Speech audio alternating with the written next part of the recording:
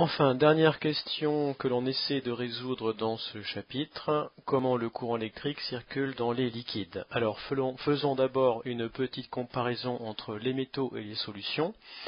Nous savons depuis le chapitre précédent que le courant électrique dans un métal est un déplacement des électrons libres de la borne moins vers la borne plus.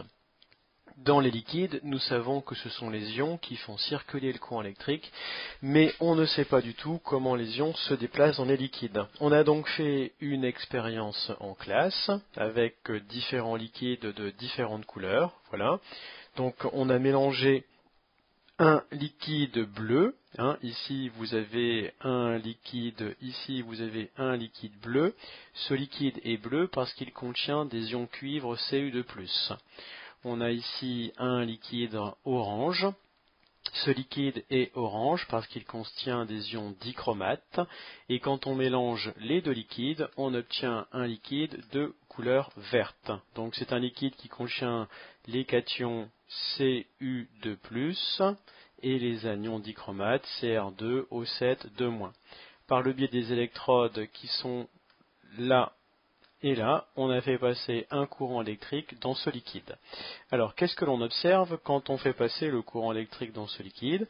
Eh bien, on observe une décoloration. On voit clairement ici qu'à la tige de métal qu'on appelle une électrode reliée à la borne moins, eh bien, la couleur bleue apparaît. À l'électrode qui est aussi une tige de métal reliée à la borne plus, on voit que la couleur orange apparaît également. Par contre, la couleur verte reste ici. Qu'est-ce qui a bien pu se passer? Eh bien, la réponse est très simple. Les ions ont migré, les ions se sont déplacés dans l'eau.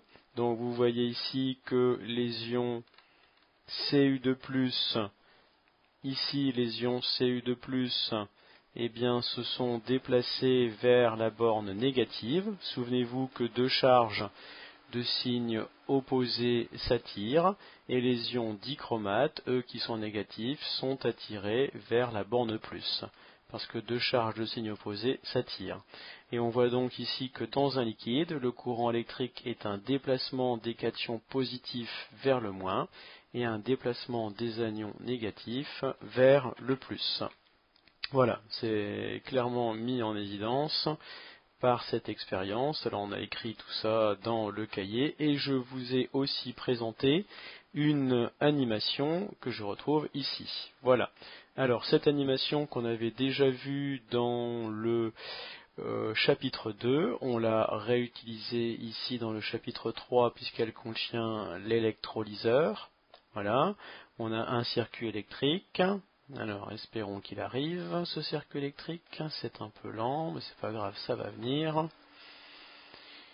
Voilà.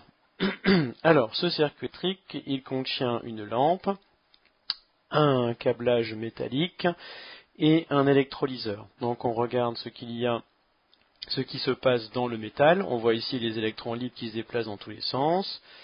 On regarde ce qui se passe dans l'eau salée, eh bien on voit qu'elle contient des ions Na+, et Cl- qui se déplacent dans tous les sens. Et quand on fait passer le courant électrique, eh bien on découvre que les électrons libres se déplacent de la borne moins vers la borne plus, et on découvre ici dans l'électrolyseur que les ions Na+, vont vers le moins, et les ions Cl- vont vers le plus. On en a donc conclu que dans les liquides, le courant électrique est un déplacement des cations positifs vers le moins et un déplacement des anions négatifs vers le plus. Voilà. Nous connaissons maintenant la nature du courant électrique dans les métaux et dans les liquides.